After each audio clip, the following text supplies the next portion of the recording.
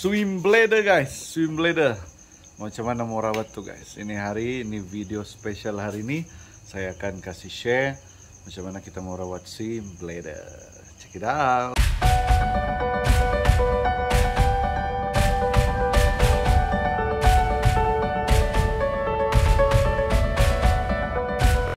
Assalamualaikum, salam damai guys. Kita jumpa lagi. Ini kali video kita malam ha.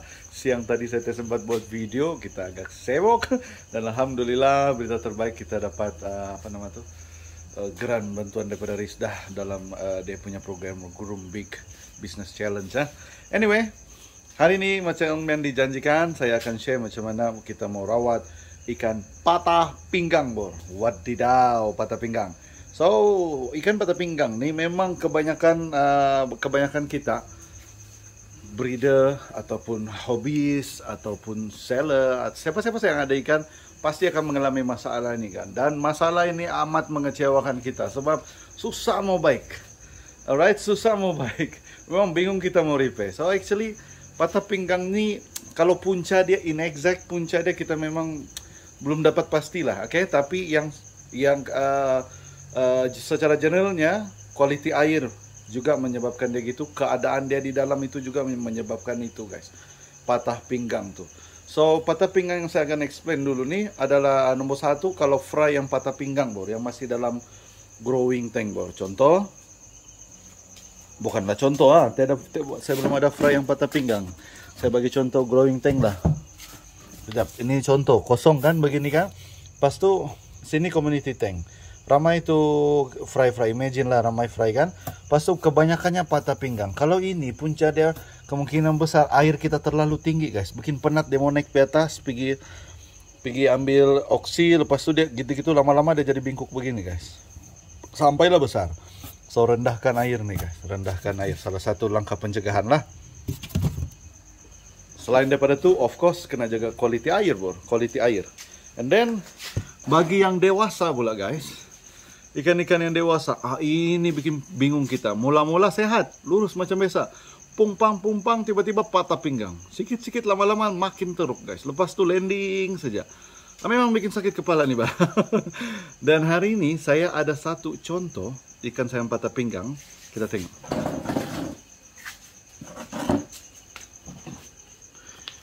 Ini dia guys, patah pinggang. Sayang guys, ini avatar banyak. Patah pinggang. Macam mana nih? Tuh landing saya di bawah. Nampak tuh. Coba berenang dulu. Berenang pun susah sudah. Oke. Berenang pun susah. Macam mana kita mau kasih? Kita kasih kacau dulu deh. Tuh. Begitu saja. Di balingkok oleh badan. So dia begitu saja guys. Tidak dapat lurus, tidak dapat berenang apa semua. Sedih kita. Nampak tuh? Nampak? Dia mau berenang. Berenang.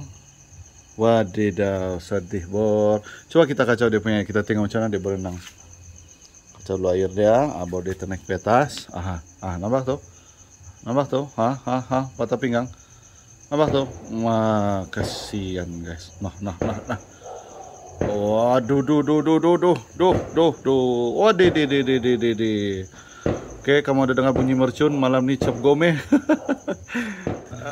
Ya gila, saya bercakap panjang-panjang tadi, rupanya saya belum tekan on. Bodoh memang. Oke. Sebelum kita pergi kaedah rawatan dia yang saya akan kongsikan guys. Saya akan kongsikan kamu dulu 3 case berlainan. Case rawatan pikit patah pinggang yang berjaya daripada 3 orang berbeza, 3 ikan berbeza.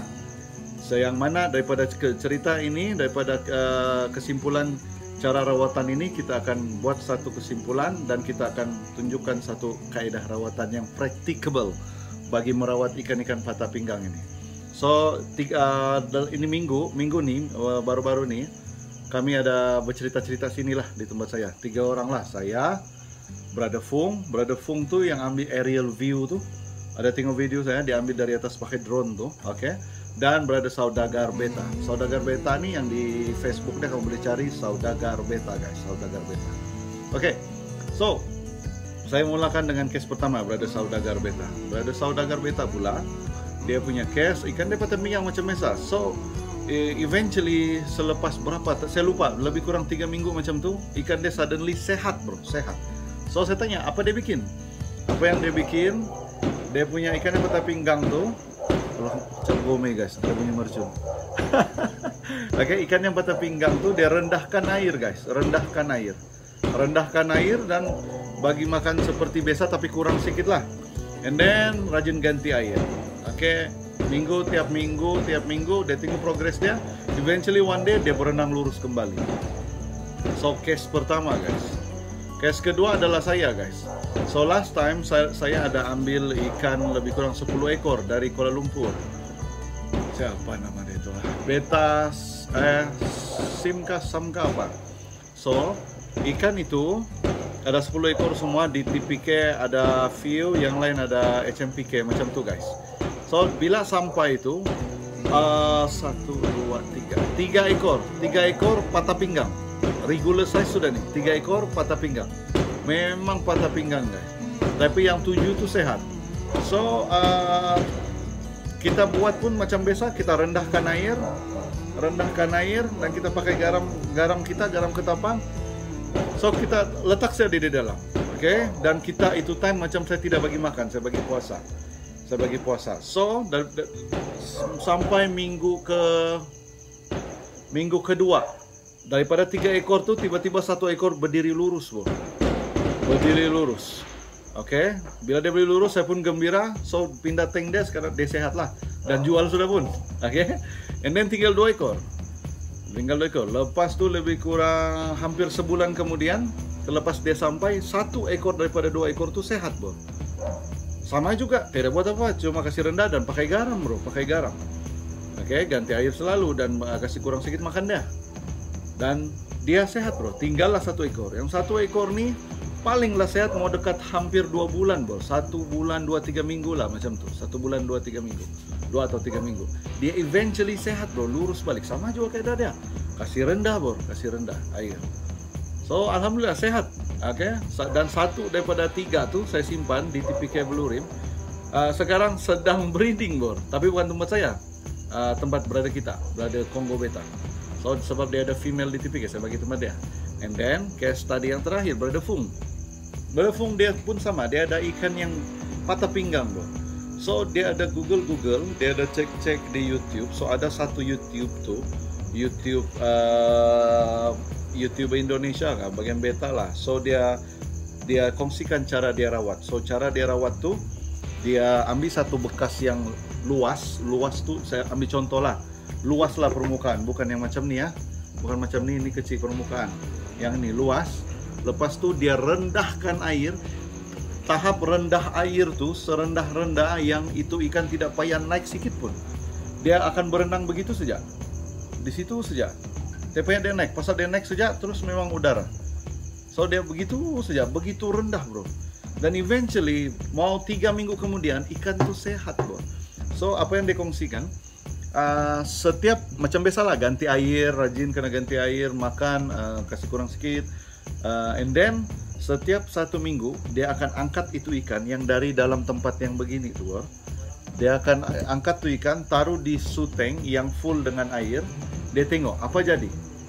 Oke, so minggu pertama masih patah pinggang, minggu kedua macam ada oke sedikit, minggu ketiga dia lurus sudah balik. Sampai sekarang tuh ikan masih sehat. So itu dia 3 sampel case tadi, yang mana orang-orang yang berbeza, 3 ikan yang berbeza, eventually dia sehat bro. So kita buat kesimpulan hari itu, bila kaidah rawatan tuh kurang lebih sama dan eventually dia sehat. So kita ambil kesimpulan yang mana dropsy ini ada persen boleh dirawat, ada few persen dia boleh dirawat. Oke. So sebelum kita rawat ini, kita kena ketahui dulu apa masalah dia buat sampai dia jadi bingkuk bor. So kalau tengok kaidah yang sama, semua rendah-rendah air dan dia sehat. Dan yang paling membuatkan teori kita kuat adalah kaidah daripada Brother Fung tuh, yang dia rendahkan air itu serendah-rendah yang itu ikan cuma boleh berenang saja. Dia tidak boleh naik pun, sebab naik sudah udara saja. So itu menunjukkan, kita buat kesimpulan yang mana patah pinggang nih high percent, kita rasalah kesimpulan kita, saya hipotesis kita adalah masalah di muscle dia, fisiologi dia, enggak? fisiologi, physical muscle dia yang menjadi masalah, dia tidak dapat lurus bro. Oke, bukannya internal bro. Kita agak-agak lah. Of course ada juga aspek-aspek internal, tapi mengkali tidak banyak. Oke, so disebabkan dia muscle begitu. Kau imagine orang yang patah kaki, kan dia perlu pergi terapi, rehab tuh yang buat training fisio sampai dia boleh berjalan balik. Same thing dengan patah pinggang nih. So kau tengok nih kan, dia berenang-berenang begitu bro, kesian kita tengok.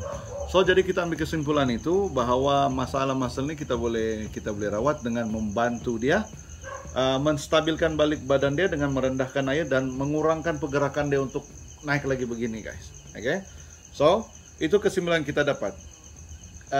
Dan paling penting kena ingat, daripada ketiga-tiga case study tadi itu, waktu tempo dia sehat itu berbeza-beza bro.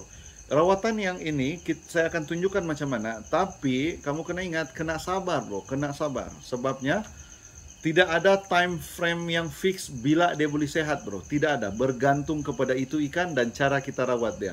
Dan rezeki kita lah, tengok dia lurus balik atau tidak lah. Oke, so paling laju pun lebih kurang 2 minggu bro. Oke, dan kamu kena expect lebih kurang sebulan, 2 bulan, 3 bulan perlu rawat dia bro. Tapi at least kita berusaha daripada kita kasih biar dia begitu sampai mati kan. Oke, so enough, terlalu banyak sudah saya cakap. Sekarang kita pergi dia punya teori guys. Let's go. Kita akan membuat dia punya rawatan. Pertama sekali kita mau bekas yang besar, yang luas. So kalau ini keluasan dia dibanding dengan Nina bor, mana lebih luas bor? Ini kan. So kamu boleh guna bulat atau 4 segi lah terpulang. Saya cuma ada ini, saya usah pakai inilah. Oke. So ini ikan yang sakit tuh, patah memang. Oke. Dan kita akan taruh di sini bor. Kita akan taruh di sini. Oke. Halo. Kejap bor, ada mercun. Kita pause dulu sekejap. Oke, habis sudah meracun orang, kita boleh sambung. So saya ulang lagi balik ya. Kita perlukan bekas tempat yang luas permukaan, bukannya dalam. So kita ambil ini, and then kita kena isi air agak-agak bagi cun dia berenang saja. So kita akan guna teknik brother Fung. Tengok tuh, sian kan? So ikan ni agak-agak begini, so kita agak-agak isi begini saja, begini ya, begini level lah. Kurang lebih beginilah, tinggi deh, begini saja. So kita pakai ini air. Oh tapi air ini saya mau setting dulu bor. Macam biasa kita pakai garam. Oke, garam. Gaul ya. Gaul dia. Dan untuk membantu juga saya mau pakai ini vitamin sebab dia ada vitamin bor. Dia ada vitamin. Oke, saya mau pakai ini vitamin plus. Bro, beli tolong buka bro. Brother DJ dia tengah siapkan poster judge kita. Oke, thank you bro. So saya akan pakai di sini bang. Ini sedikit dan ini bahan wajib kita lah. Aduh. Oke, untuk jaga air kita supaya air kita at least tahan lama. Oke, ikan pun sehat di dalam. Kita pakai ini. Oke, sudah. Kita gaul deh sebentar. Masalah dia tidak pula siut saya nih. Sekejap. Cari siut dulu lah, kita masuk dalam kedai dulu. Tapi kedai tutup sudah. Mana siut? Ini kah? Ada. Ini kah? Ada siut lain kah? Oh ada. Kita pakai ini lah. Ini siut. Oke. So kita gaulkan sekali lagi. Kita pastikan, sebab bukan semuanya air kita mau pakai ya. Gaul ya. Oke. Sekarang kita tuang ke dalam. Bismillah. Oke, cek dulu. Terlalu rendah.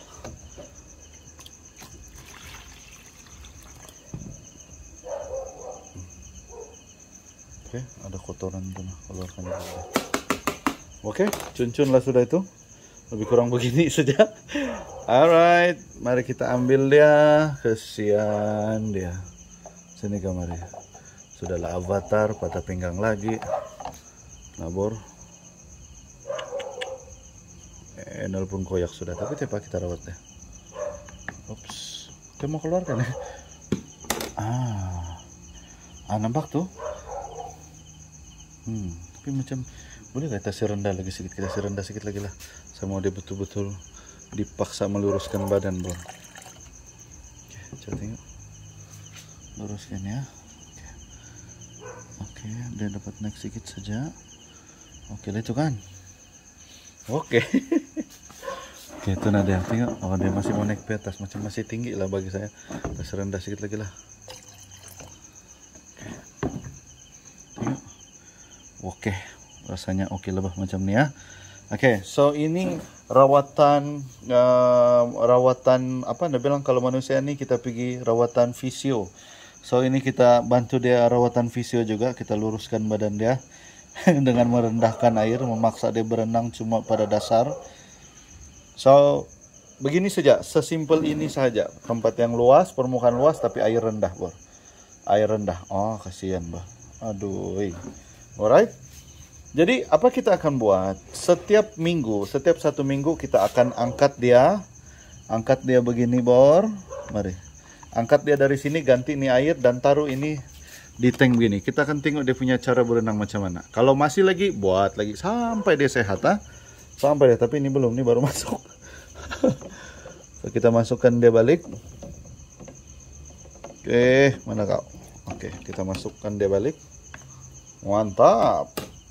So biarkan dia berenang di sana, bro. Nah, nanti besok baru kita bagi makan dan setiap 3 hari gantilah ini air, ha? Maka selesailah teknik rawatan kita yang paling simpel. So rawatan ini lebih mengambil konsep yaitu rawatan fisioterapi, bro. Yang mana kita coba bantu muscle dia untuk jadi lurus kembali, bro. Dan juga kamu kena ingat, key nomor 1 dalam rawatan ini adalah sabar, bro.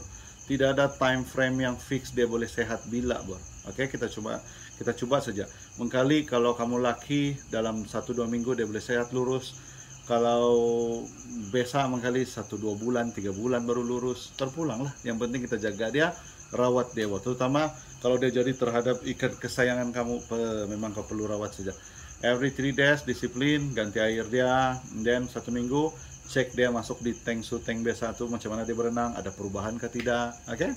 Dan disebabkan dia punya air tuh kecil, so jangan overfeed, nanti air cepat kotor, lagi masalah, guys, oke? So kena ingat, sabar dalam merawat drops ini. Dia fisioterapi. Kau imagine saja kalau orang yang accident, dia tidak boleh berjalan, tangan tidak boleh so dia hari-hari kena pergi pusat fisioterapi, rawat tangan dia, kaki dia, jari dia, begitu. Same thing sama dengan ikan nih, guys. So saya harap perkongsian ini hari boleh membantu kawan-kawan dan bolehlah mula mencoba merawat ikan-ikan kamu. Kalau ada yang dapat hasil, post di Facebook, tag saya, bro. Kita gembira dapat membantu Anda. So ini dia perkongsian daripada kami, saya, Brother Fung dan Brother Saudagar Beta. Itu 3 case study yang kita ambil dan kita summary-kan dan kita buat rawatan begitu. Dan jangan lupa ya berserah kepada Tuhan, semoga lurus itu ikan. Oke? Thank you guys. So see you next video. Bye bye.